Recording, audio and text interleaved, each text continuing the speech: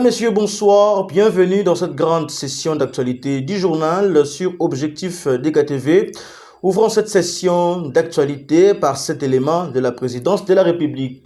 Cap pour le recensement de la population congolaise. Le président de la République, Félix-Antoine Tshisekedi, a reçu dans son cabinet de travail mardi 14 juillet 2026 M. Alain Akanji, président du Fonds des Nations Unies pour le recensement, pour question d'échanger sur le prochain recensement de la population congolaise. Plus de détails, c'est dans cet élément. Le président de la République, Félix-Antoine Tshisekedi Tshilombo, a reçu mardi 14 juillet 2026 à la Cité de l'Union africaine le représentant résident du Fonds des Nations Unies pour la population, Alain Akanji, dans le cadre du lancement du processus de recensement général de la population congolaise. Au cours de cette rencontre, l'INFRA a réaffirmé son engagement à accompagner la République démocratique du Congo dans cette opération d'envergure. Alain Akanji a indiqué que des outils modernes fondés sur les nouvelles technologies de l'information et de la communication ainsi que l'intelligence démographique seront utilisés afin de garantir une collecte des données fiables, exclusives et adaptées aux réalités du pays. De son côté, le ministre d'État en charge du plan et de coordination de l'aide au développement, Guylaine Yembo, a annoncé que la campagne de sensibilisation de la population débute ce mercredi 15 juillet 2026. Le recensement, proprement dit, commencera au mois d'août prochain sur toute l'étendue du territoire national et se poursuivra jusqu'en 2027. Cette opération constitue une étape majeure pour la RDC car elle permettra de disposer de statistiques actualisées indispensables à la planification des politiques publiques et à l'amélioration des services sociaux et à un développement mieux adapté aux besoins de la population. Changeons de chapitre dans ce journal. Le vice-premier ministre, ministre du budget, Adolphe Mouzitou, a donné lundi 13 juillet 2026 le go de la conférence de performance du budget relative à la loi des finances 2027. Cette conférence s'est tenue au Centre culturel et artistique Afrique centrale de Kinshasa. Plus de détails, c'est dans cet élément. Regardez. Vice-premier ministre en vue de l'élaboration du... Changeons de chapitre dans ce journal. Le président des assemblées provinciales de Kinshasa ont été reçus par le vice-premier ministre, ministre de l'Intérieur, Jacques Chabani. Question d'échanger sur la restitution de leur conférence qui s'est tenue à Kinshasa. À plus de détails, c'est dans cet élément. Regardez. Arrivés au terme de leur conférence organisée à Kinshasa la semaine dernière, les présidents des assemblées provinciales de la République démocratique du Congo ont été reçus ce mardi 14 juillet par le vice-premier ministre, ministre de l'Intérieur, Sécurité, décentralisation et affaires coutumières Chabani Louko. Au cours de cette rencontre, les présidents de ces organes délibérants ont restitué au vice-premier ministre Chabani le rapport de synthèse des travaux effectués durant ces assises. Ils ont par ailleurs salué l'implication et la qualité des interventions du vice-premier ministre sur la gouvernance sécuritaire développée lors des panels. Nous devons savoir que depuis l'avènement du vice-premier ministre, ministre intérieur, nous avons été toujours conviés à participer à des réunions de conférences des gouverneurs. Et cela par rapport aux orientations du président de la République concernant la stabilité des institutions provinciales.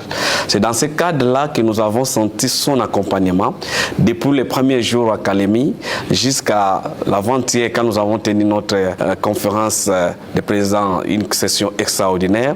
Il a été là dès le début, il a participé aux ateliers et il est venu pour conclure. Nous avons estimé que nous devons venir en tant qu'humains, lui remercier de cet accompagnement, mais aussi lui remettre solennellement la synthèse des rapports de nos recommandations et de ces assises-là. C'est ce que nous avons fait ce soir. Le vice-premier ministre a exhorté ses interlocuteurs à privilégier la stabilité des institutions provinciales telles que recommandées par le chef de l'État, Félix Tshisekedi. Il a ensuite réaffirmé que son ministère accorde une place prioritaire aux assemblées provinciales en tant qu'institution clé. Le 15 juillet 2026 marque l'ultimatum des États-Unis d'Amérique donné à l'AFC M23 soutenu par le Rwanda de quitter les sols congolais. Mais jusqu'à preuve du contraire, rien ne change, mais l'insécurité persiste à l'est de la République démocratique du Congo. Suivez ces reportages de nos amis du TV5 Monde. Regardez. De familles dans ce centre d'accueil dans l'est de la RDC. Ces déplacés congolais reviennent pour la plupart du Burundi, où ils avaient trouvé refuge l'an passé. Mais aujourd'hui, ils ne peuvent toujours pas rentrer chez eux. Que la communauté internationale nous aide, qu'elle ait pitié de nous, afin de stopper cette guerre. On avait fui et maintenant fuir encore de nouveau, vraiment, ça nous dépasse. Qu'ils nous aident à terminer cette guerre. On avait décidé de rentrer chez nous car on a souffert au Burundi. Maintenant, en arrivant, on nous dit que le M23 va encore revenir chez nous. Nous sommes dans l'angoisse. Une situation humanitaire qui se dégrade alors que la guerre reprend en intensité. Ces dernières semaines, plusieurs localités du sud Kivu ont fait l'objet d'importants combats. À Fizi, à Minembwe, alors que les forces rebelles de l'AFC M23, soutenues par le Rwanda, avancent vers Baraka. Une situation que relativisent les autorités locales.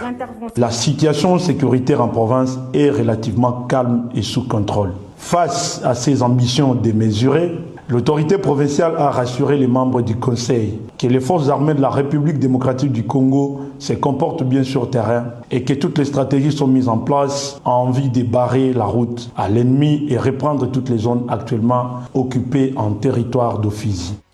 Un conflit qui s'enlise et une désescalade qui s'éloigne.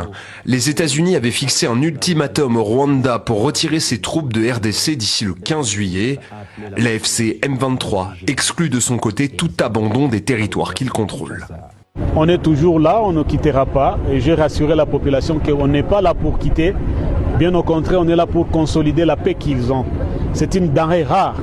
La paix, la sécurité, mais aussi le développement. Nous voulons amener notre population dans la lancée de développement pour qu'elle puisse prendre charge d'elle-même et développer leur milieu, même aussi développer le secteur économique. Une guerre qui reste meurtrière pour la population. Selon les autorités du Sud Kivu, au moins 50 civils sont morts dans des frappes de drones depuis le milieu du mois de juin. Rendons-nous dans la province du Tanganyika où les forces armées de la République démocratique du Congo ont passé à une vitesse supérieure. Ils ont traqué et déserté toute présence des individus qui entravent l'insécurité dans cette province. Plus de détails, c'est dans cet élément. Du Tanganyika, les forces armées de la République démocratique du Congo ont procédé à une opération de traque des déserteurs, des infiltrés et des bandits urbains sur toute l'étendue de la province du Tanganyika. Pour certains des infiltrés, certains des déserteurs et certains des bandits urbains ont été acheminés à la prison centrale, notamment de Kalemi, en attente des poursuites judiciaires. À cela, le commandant qui j'ai avancé ainsi que le commandant des opérations recommandent à la population de ne céder à aucune panique ni mauvaise interprétation des faits car cet exercice s'inscrit dans le cadre d'une routine sécuritaire et vigilance dans la province du Tanganyika. Et nous recommandons à la population de Kalemi Centre ainsi que les périphériques de pouvoir dénoncer. C'est par cet élément que nous mettons fin à cette grande session d'actualité du journal. Dites merci à l'équipe technique chapeautée par Welder Loudjekeba. Vous qui nous avez suivis de partout en RDC, Madame, Messieurs, bonne suite des programmes sur les antennes d'Objectif DKTV. Au revoir.